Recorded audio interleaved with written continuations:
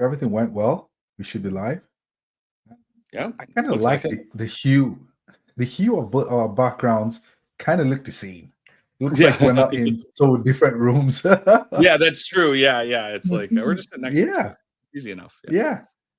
Wow. Well, thanks, Maddie, for coming on. And hey, everyone, welcome to today's episode of Everything Outside Code, where I talk to a fantastic GTM expert, developer advocate, founder, CEO, and we talk about the very difficult parts of building, which I think is what you do after building everything outside code. And today we have Matty Stratton on. Maddie comes on with like 20 plus years. I was mind blown when I looked at LinkedIn and I kept like loading more on the experience tab to see like the stuff you've done. Maddie comes on with well of experience to today's episode, and we're going to be talking about community building. I think this is something I'm very passionate about, both personally and also from like professionally. So I'm super excited to have you on today, Maddie. Really excited to talk about it. It's interesting how, I was thinking when we were getting ready to have this conversation about how community has been part of so many things I do, even before it was like, outside of tech and the lessons that I've learned and how we create, and there's the like very tactical, like how do you make a community, but then the communities that we live in and experience and what I've gotten from community and then what I want to be able to give back and be able to help folks work with. Yeah, that's great. I'm super excited about this conversation. And for anyone listening, if you have any comments, just leave them in comments wherever you're listening to this from, and we'll take them in our conversation. Um, I'm almost tempted to ask like, what's your opinion of the community? But I'll hold myself. Yeah. And let's talk about you first. Could you tell us a bit about yourself and how you got a Tiger Dater? Yeah, for sure. So as William alluded to, I've been around for a while. We won't talk about how long. Uh, it's interesting. One of the ways that when I was first doing work as a developer advocate, and I would be talking to folks who didn't know what it meant, especially folks outside of tech in general. And I always said I spent a couple decades working in technology operations, and now they pay me to talk about it. But really, that's sort of my journey. Was I spent a couple decades working in infrastructure as a sysadmin, leading technical operations teams, and then I got involved pretty early on in the DevOps movement, and it really resonated to me. And that was also around the time I kind of switched from over to the vendor side, and I spent time working as in the sales engineer for a company called Chef, which was very big in the early days of DevOps around configuration management, in that similar space. Spent time, and after I was at Chef, I got asked to look at a role at a company called PagerDuty as an evangelist, and I was like, wait, you mean the part of my job that I love the most is like a whole job I could do? And joined and spent time at PagerDuty, helping build out the community and advocacy team there. And I've spent time at Red Hat and company and Pulumi, which is another infrastructure as code company, and been also looking after developer advocacy and growth at a company called Ivan, which is managed data infrastructure. And then most recently, just a couple months ago, joined Tiger Data, and I look after developer advocacy, community, and docs over there. And if you're not familiar with Tiger Data, you're probably familiar with one of our more popular products, which is Timescale DB. So it's a time series database built on Postgres, which is one of the most awesome databases out there, I think. And so it's pretty exciting to join here. And just going through all of that. And it's kind of thinking about the parts of my experience that connect to when we think about communities. A couple of things in the DevOps community. So I started the DevOps Days Chicago, the Chicago version of DevOps Days many years ago. I've been a global organizer around the world of the DevOps set of conferences, which are very community driven, very community oriented. The DevOps community in general is always been very good to me. And one of the things I thought was interesting is like, I think my first real experience with like kind of building and creating a community started in the late 90s. As a friend of mine and I started a website for swing dancing in the Chicago area. And it kind of, the funny thing is, it was initially supposed to just be a calendar of events and stuff. And I told my friend, I'm like, well, we need to have like a bulletin board, like a message board. And it became this really important part of the dancing community. The people, we'd get together at nights, you go out to events and stuff, but then during the day, everybody would be on the Windy Hop boards. And it's sort of, those were sort of the beginnings of like, well, what do you need to have a community where people will want to get something out of it, and how do they get out of it? What do they get out of it? And also some lessons about what you can and can't influence about a community when you create it. Sometimes it gets beyond your initial vision, and you can't really you have to let it let it live. Yeah, that's very interesting. First of all, like, very fascinating experience. Sounds like you're having fun. You started by being surprised, having fun, still having fun. Yeah, I still it. am. I think that's the biggest thing is what makes this work so exciting to me is the community. And again, community is like it's a word like content. It can be very loaded, and it can mean lots of things depending upon your perspective. And what keeps bringing me back to tech, and why I like working in tech and I like working in these areas, is the people, right? It's, the technology exists, but people are building it, people are using it. We communicate with each other, we help each other, we build with each other.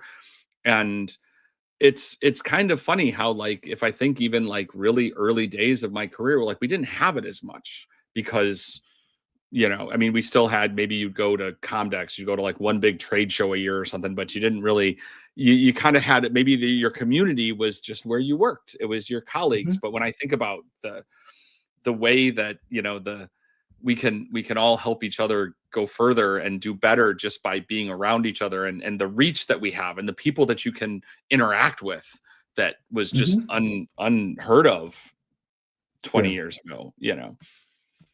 Yeah, that's very interesting. When I think about community, and also to your point, with the swing dancing, I think about shared interests first. It feels like that's the core of every community. Would you say that's what you've seen so far? That once there's shared interests, everything takes along, or are there some other things that cut across communities? I think that's the thing. I think it's like, I would think about it as like a shared identity, but shared interest is a really good way to think about it, which is, what do we have in common?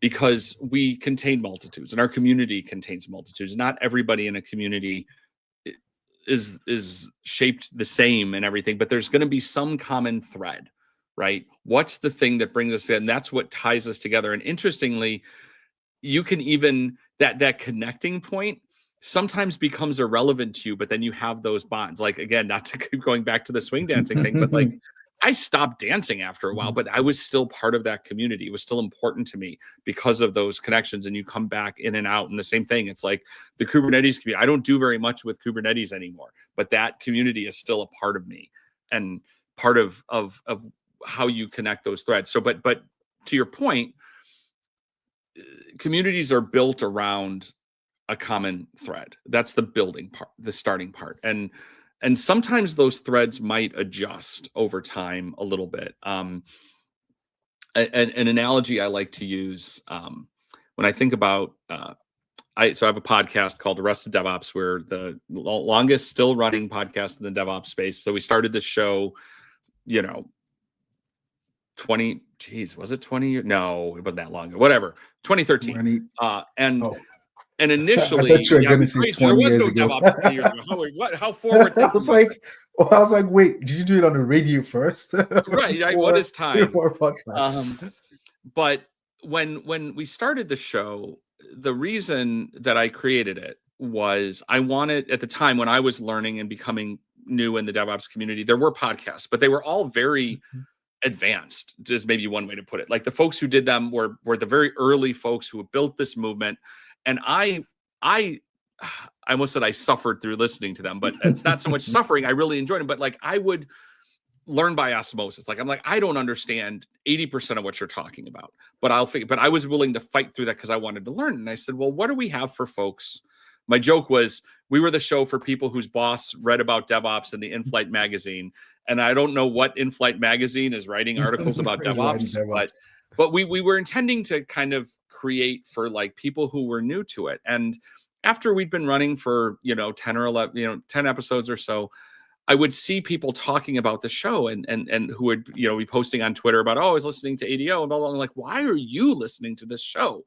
Like you would be on it. You were like, and what I learned from that is you can't control your audience. You can have an aspiration. You can say, this is what we build this for. And the same thing can be true with your community, right? You can have an idea if you're trying to start a community that this is what we want. We can create the shape of it, but a really well-oiled maybe or a really robust community is going to be developed and shaped by its members.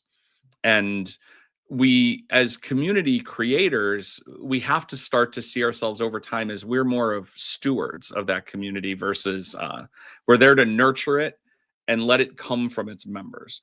And this gets interesting when we think about communities that we want to build around our products, because we definitely have strong opinions about what we're trying to do with that. And it's a fine line, because if we try to force that community too much, it's going to rebel and people will dip and they won't want to be part of it if it's not what they want. That doesn't mean that we just let our community do whatever they want. This is why we have things like codes of conduct. And we again, we're stewards of these communities.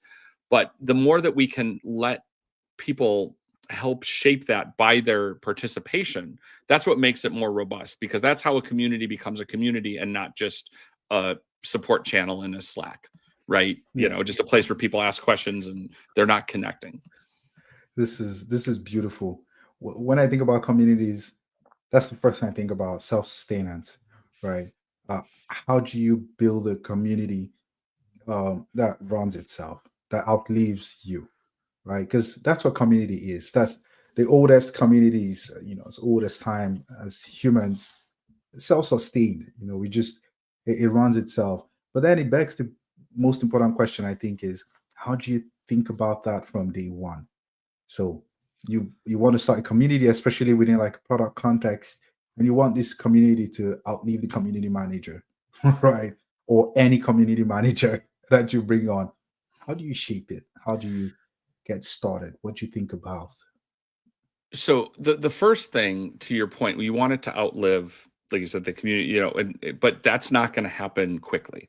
And we have to remember that we can't just sort of throw a stake in the ground and be like, here's the community, go have at it. It's that that stewardship, and it will evolve over time, and you can nurture to that. I think when you're the first thing when you're trying to create a community is really to create and identify, no pun intended, that identity, right? And say, what is this community about? Now, I'm going to give an example of when I was at Ivan, when we created our global meetup program, which was part of our community initiative. And our goal was, we didn't create a bunch of meetups that were the Ivan meetups. It was open source data infrastructure. We said, this is what people have in common, right? Is there people who are building on data infrastructure using open source tools? And we're going to be the stewards and the shepherds of that. And it meant that at first we had to do all the work, because you can't just throw it out there. But then we began a little bit with the end in mind. And that's, I think, part of it is, you say, if this is where we want to go, is to a self-sustaining community, is we have to understand that's not going to happen immediately, but we need to be open to where the opportunities come in, right? And it's tricky, because you'll also find one of the challenges with community, like open source and like lots of other things, is lots of people want to volunteer, but then the follow through. So you need to sort of find the ways that you let people come in a little at a time, and not to prove themselves, but just to also understand what that means. I think when you're in that common identity ends up being the driver for a lot of the decisions that you make. When you say, okay, these are the folks that have this in common, right? They are users of this JavaScript framework, maybe that's one, or they're users of our product.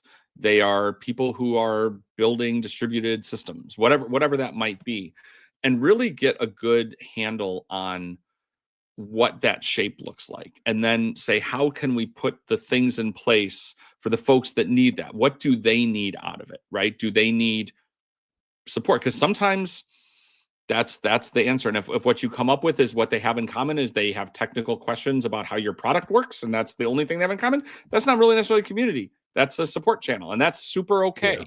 But if you're trying to let it build upon itself, and I think you need to start, oftentimes the first people in that community, if you're talking about it within your company or your product, they're mostly going to be people that work there. And that's okay, but we have to see where we leave the doors open to start bringing more people into that. And that also connects to like kind of an interesting idea about thinking about community within your organization. One of the things that was really powerful, and it kind of, maybe it happened a little by accident at Chef, was that the people who worked at Chef, we were Chef employees, but we also considered ourselves part of the Chef community. Everybody was part of that community. The engineers who built the product, they participated in the community, and not as Chef employee number 17, but as Joshua Timberman, this person who uses Chef. And one of the things, the ways you can help, like, is having a place where, of course, we like to say, like, you need to be able to identify the people who have certain roles within that community, especially if it's connected to that. But everybody should come in kind of on an equal footing, right? Just because you work at the company doesn't necessarily mean, like, you should be interacting and experiencing these things similar to the person who just comes in off the, off the street, so to speak. Yeah. So that's a great idea. Like, I'm having so many ideas, having so many thoughts about that. But it sounds like from what you say that the community itself has to outlive the product, like, or at least it has to transcend beyond the product. Else, it's a support channel. So if someone's building like an AI infrastructure tool, like a database for a native database for AI agents, you want to find folks that are interested in data infrastructure, that maybe they're not really talking about your particular product, but they are very interested in the space, right? And I think that's also how you get even better feedback from the community around your product, because these folks would have broader information around the whole space. And they have something to talk about that isn't just being fans of your product. Because if they only care about your product, it's more they're just being fans of your product and getting support. And again, that can be okay if that's what you want to build. You know what I mean? If that's there's place to that, but it's also a little bit, even from if I'm going to put that GTM hat on about the business value of the community, you're already talking to your existing users, and we used to, there's a lot of reasons I always come back to Chef when I talk about community, because it was really well done. And I remember, Nathan Harvey, who was our VP of community, we would talk, people would say, oh, I want to create a Chef meetup in my city. He said, don't. Do something with the infrastructure as code meetup, because if you're creating a user group around your product, the only people you're talking to and interacting with are people who already use your product, which can be fine. But if we're trying to, like, get more folks involved and understand what we do and how do we connect to that, we need to get that common thread is around the problem, around the thing that we're trying to do, and that gives us much broader reach. And we're same thing about, we talk about, like, hey, we just post on our own socials and we're just talking to people that already follow us, right? Like, how do we get on other channels? And the same thing applies from a business value perspective of community, is how is that community reaching the people who maybe don't even know about our product, and then they can become aware of how we work and work together as part of it. And maybe some of those folks will never be users of our product, but they help make that community. There's I'm going to kind of butcher how this works a little bit, and it's been thought about in different ways. There's if you're familiar, there's this idea of the Orbit model, and there's a company called Orbit that was a community management platform, and they were pretty good, but they aren't around anymore. But one of the things were built on this idea of the Orbit model, and the Orbit model for them was, as people get more involved with your community and your product, they move closer and closer to your orbit. What that also makes me think of was years ago, I was talking to Mary Thengvall, who's very well known in the developer advocacy space. She wrote the book Business Value of Developer Relations. One can argue that when you hear people talk about developer avocados instead of advocates, Mary's the one who coined that. But when we would talk about how community worked, your community is, again, these concentric circles, right? And some of the people on that outside circle are people who may never use your product, but they're part of the folks that are involved to that, right? And some could Mhm. call them KOLs, key opinion leaders, or thought leader, whatever. But even that, they're like, okay, and it's okay that they don't, because they're part of that community. And as we get closer and closer, it's the folks who might use our product that's the tighter part of that community. But when that community can be broad enough, because they make the community more powerful by their existence, even if they're Yeah, not users. yeah, yeah. You're right, and I think I probably need to check out the Orbit model for sure. But that definitely does make sense. And I think in this model, it's kind of easier to scale the community, right? Folks can just spin up a meetup here because it's no longer a user group. It's around something, a shared interest that's usually big enough that it could become an identity at some point.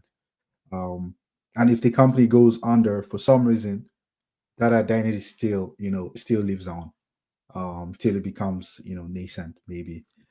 Something you touched on briefly is communities contributing to business growth, Mm-hmm. right? So I guess I'm curious what you think about like why communities, right?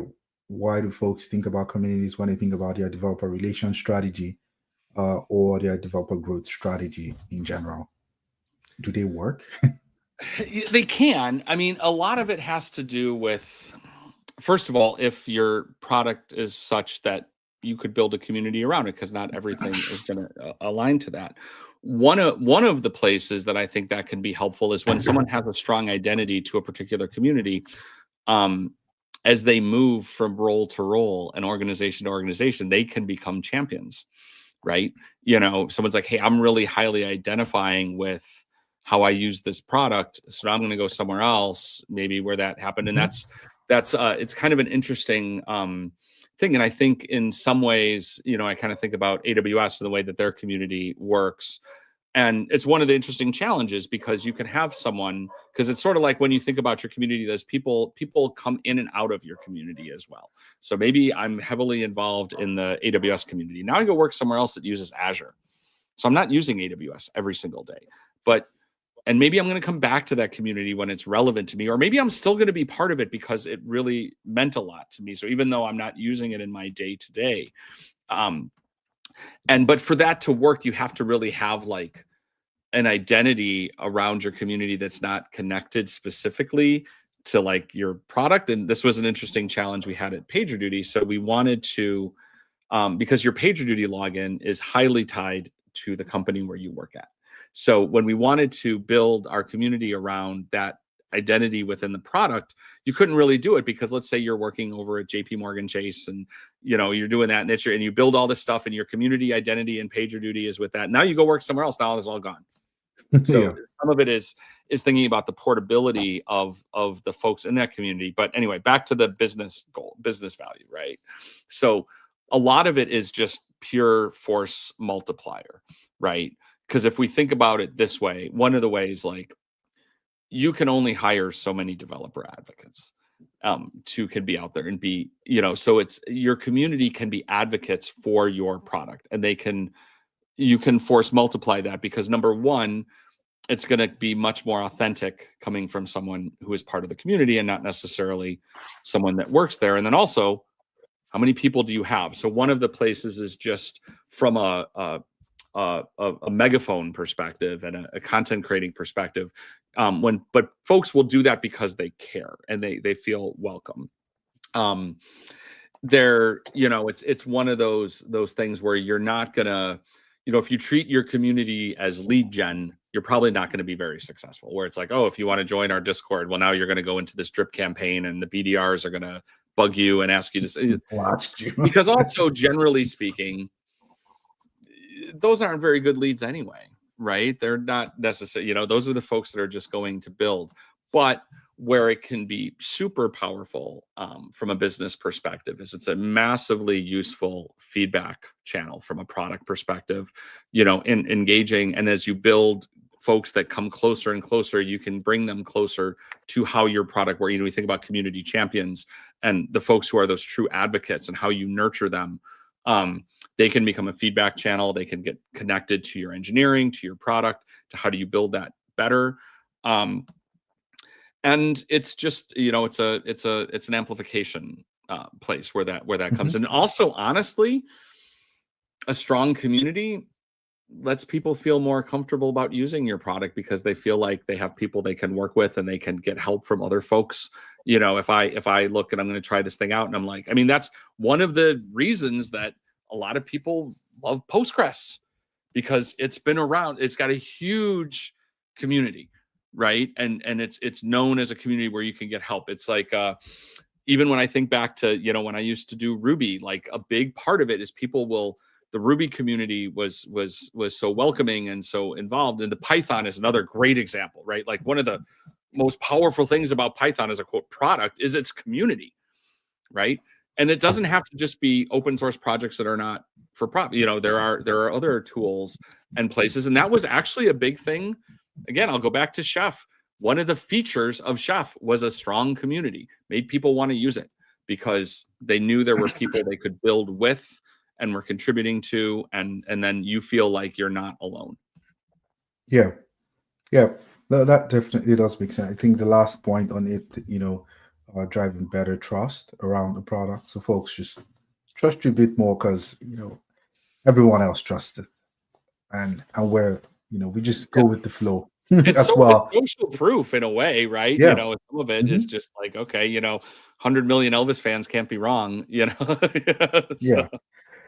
Yeah, I know in the early days when I helped with like community growth, I think the main thing for products was just raising champions.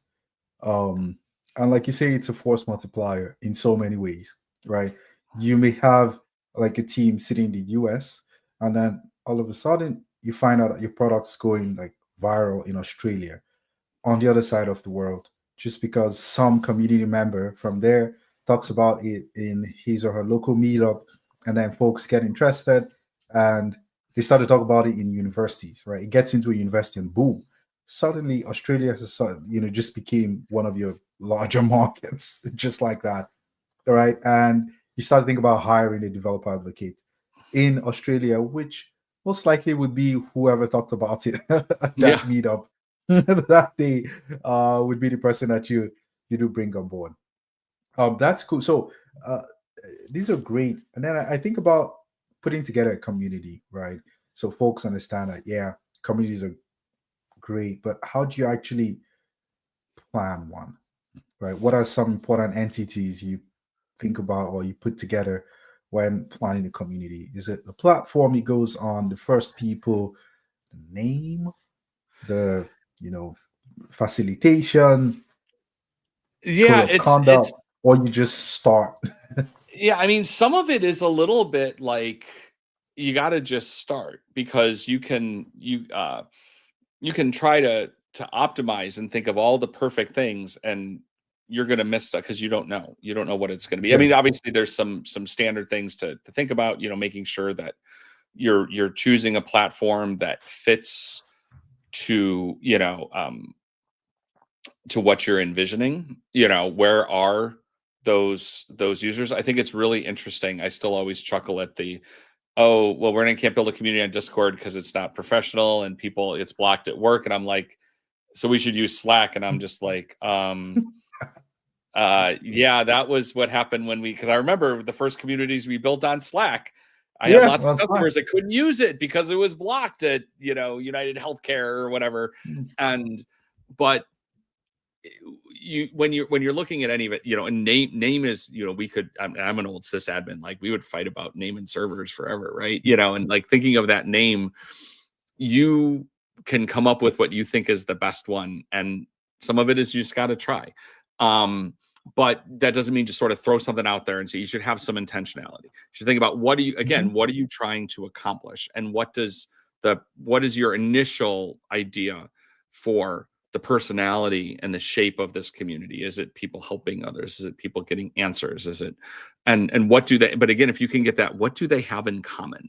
That will drive things like the name, and then figure out where they're at. Like, is the right place, is it Slack? I don't know. Is it Discord? Is it creating a subreddit? Like, where do they, because different parts and different industries and different types of users, they congregate. Like, there's sort of this thing where it's like, no one would use it. People in this industry, they never use Reddit. I'm like, well, they might, but where's that critical mass? Where's that gravity? Like, are the folks, because people already kind of are in some places, right? So identify that. Mhm. What do you know about the folks you want to be part of this community? Where do they live? And how do you want to engage with them? And you kind of got to start a little small and see and treat it very iteratively. And it's like any kind of experiment. How am I going to measure initial success? And initially, you're going to look at things that are not good long-term metrics, because you're just going to look at community size, because community size over time is not necessarily the best metric, because you have a whole lot of people that joined your community and then they don't do anything. They're not Yeah. participating. But at first, that's the best metric you have, is, are people joining it? Are they interacting? And then see what's working and see what isn't, right? And sit there and say, like, okay, we're trying to create, and actually I'm gonna go back to the swing dancing thing. It's kind of funny. I didn't really think about this until now. So when my buddy and I, when we started this, we actually didn't really know a lot of people in this way. Like, we would go out, Dan, but we kind of just went out with ourselves and our girlfriends and whatever, and we never really knew people. And we actually even had it was like early days, and we went under, aliases. And the first month or so that we had it up there, the entire message board was me talking to myself under like 10 different users. I'm not saying you should do this, is a different story now. But you're going to kind of precede those things, right? And you're going to say, because nobody wants to come to a party and there's nobody they're the there. only one. They're the only one. You don't want to be the first one to talk. So you start, kind of like figuring out ways, and you can do that.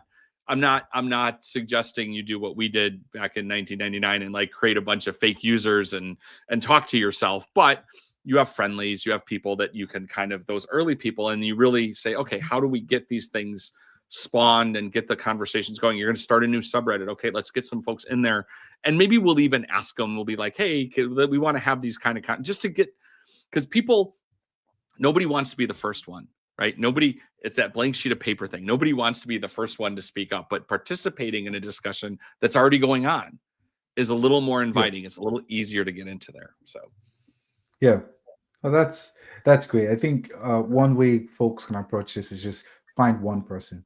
My strategy has always been find someone that's visibly like passionate about this, and you can also, you're really interested in it as well, and you both talk to each other about in public, like in the open. It's like having a very loud conversation outside, and slowly someone comes and listening.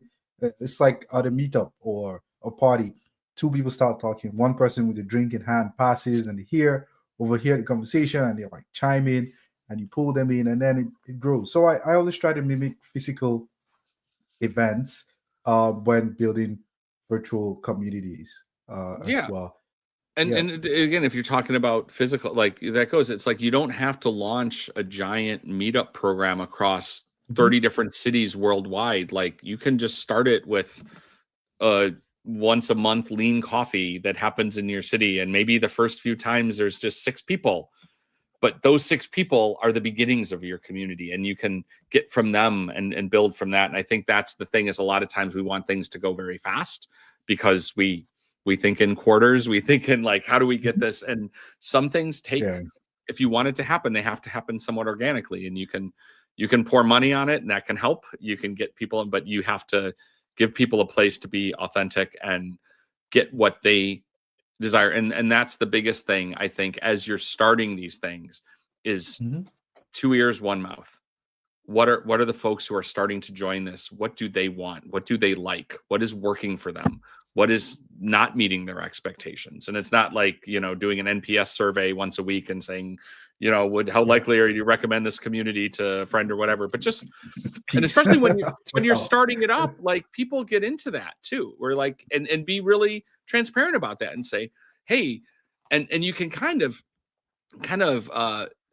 drive that a little bit by being like, hey, you all are the founding members of this. You're helping to shape that. And then that's kind of a cool thing. And then there's some identity around that and having them get involved, right? You know, and it doesn't mean get involved, be like, now you have to be a moderator and here's a bunch of work, but just like what's working. Because also people who join nascent communities tend to not be the folks who are going to not have an opinion.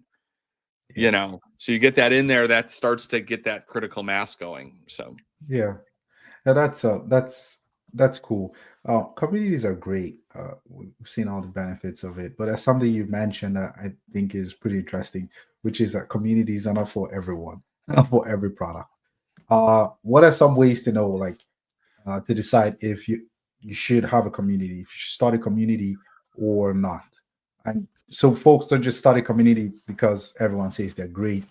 You can make friends and you can grow your product with a community. So the first thing is it's kind of like you know, getting a dog. Like don't get a dog if you're not gonna, you know, it's like what you tell the kids. They're like, oh, I promise I'll walk it and blah blah blah. But like don't because you're fundamentally adopting a community, you're creating a place for people, and that's a responsibility. And if you're not going to be able to set that up for success and manage it and nurture it, and if you're not going to invest in that, then don't do it. Because it's actually, besides that's just cruddy for the people, but honestly it'll burn you, because it's going to cause reputational damage and it's going to be bad, right? You're not going to get anything out of it, and it's actually negative. So the first thing is, if you're not willing to put in the effort and it doesn't have to be huge, it doesn't have to be hire a team of 12 people to be moderators and whatever, but it has to be. And there has to be somebody in your organization that this is front of mind for them. Doesn't mean it doesn't even have to be their whole job, especially if you're creating a new thing. Don't go off and just hire someone, you know, because you might, it's an experiment, you know, but someone has to be, and you have to be able to take on the responsibility of adopting this puppy that is this community that you want to build. So that's one thing. And if it's not well understood about strategically why you want to do that, and that's just about your organization. I think if you have a product that people don't build with in a way, and I may paint myself in a corner on this idea, but if it's just a very straightforward, like everybody uses it the same way, it's very turnkey, you know, it's like you know, like this is terrible. I'm not going to have a community around my reading glasses because everybody just wears them, right? You know, and that's extreme and weird. But like, if it's just a thing that you know, you buy the product, you run the product, it requires no understanding of it. It's just a thing that works. Because the community is people helping each other, and especially the value is thinking about other things they can do with it. Or, you know, do you have, you know, things that lend themselves well to this is if you have a product or a tool that has like that's extensible, right? Like, you know, do you have a supermarket? Do you have a place where people can contribute plugins or, you know, run books or things, right? You know, those are great. But if it's like, yeah, this is just this thing, and I write a check once a month and it delivers my mail for me, you know, like you're not going to have a community around like SMTP. Actually, there probably is a really good, but that's around people who are building it. But you know what I mean? Like if it's just very functional, because what's someone going to get out of it? So it has to be something where people will be better with it by having other people help them build with it. It doesn't necessarily mean it's open source and we're building the product together, but whatever we're doing with it, we'll be more successful with it by understanding other ways to use it, by people who have something in common. Yeah. Well, what I hear basically is that if there are multiple stories that can come out of the community or the product, then you're likely going to do well having a community. Or if there are potential quests, the deeper the quests that can come out of your product, the likelihood you're going to have a successful community, because then the sense of achievement, the sense of like, you know, shared conquest, kind of, I think that's why gaming communities are huge, because, you know, everyone has like, there's a quest and there are multiple quests and stories, and everyone's story, even though it's the same game, is different. The times you played it, you know, difficulty levels, these permutations just make it so um, it actually makes the community tick, right? It's not something that's just very linear. Yeah. So that's And you probably can one help way to each look at other, it. right? You can learn. Mhm. It's some of it's the art of the possible, right? And even in gaming, it can be like, oh man, I haven't gotten that far in that game, and now I really want to finish it because someone was like, when you finish it, then you get to do this and all of that. And I think that's a lot of what can come out of Yeah, community is that art of the possible because you don't know what you don't know, and you might have said, okay, I'm going to start using this framework for this one use case, and then you're like, oh man, you can do that with you it do too. this. I didn't even know because, and sometimes this is where the community helps you because you can design the product and you aren't going to think of Mhm. everything that someone can do with it, right? Yeah, Like you'll true. find those, you know, so that really can help with that. Yeah, that's great. Well, thank you so much, Maddie. I see we've come up on time. This has been so much fun. I think I'm going to, get everyone first of all internally into into our community. Yes. Yeah, get everyone in there. We'll have like internal community days for ourselves where we get into the community and just make stuff And, happen for sure. and you know what? That's not to, and we're running out of time, but that's a really key thing is you have communities inside your organization and you can Yeah. use things like the way you run a community to help Hmm. people build together and work to that. So Yeah. that's a whole Well, other that's episode. yeah, definitely. And yeah, we're definitely doing an episode sometime next year about the marrying developer relations and developer advocacy to the business and Hmm. driving business goals, being intentional about that. I think that was something that we as developer advocates overlooked 3-4 years ago when we had like the zero interest rate Yep. era. We just went ahead and we're preachers. It was And when money was cheap, man. yeah, You could just work on vibes, and it was a good yeah. time for a little while, man. It was great for my airline miles, but uh, No the one good thought news about the is we business can still then. do the same kind of work, and we can be really effective with it. Yeah, So yeah, for sure. We should talk about that. Well, thank you so much for coming on. And yeah, thanks to everyone that listened.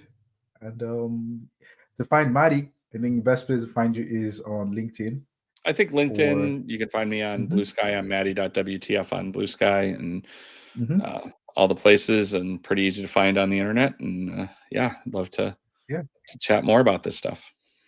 yeah. That's great, man. Thank you so much. Well, that's today's episode episode of Everything Outside Code, and I'll see you all on the next one. Cheers.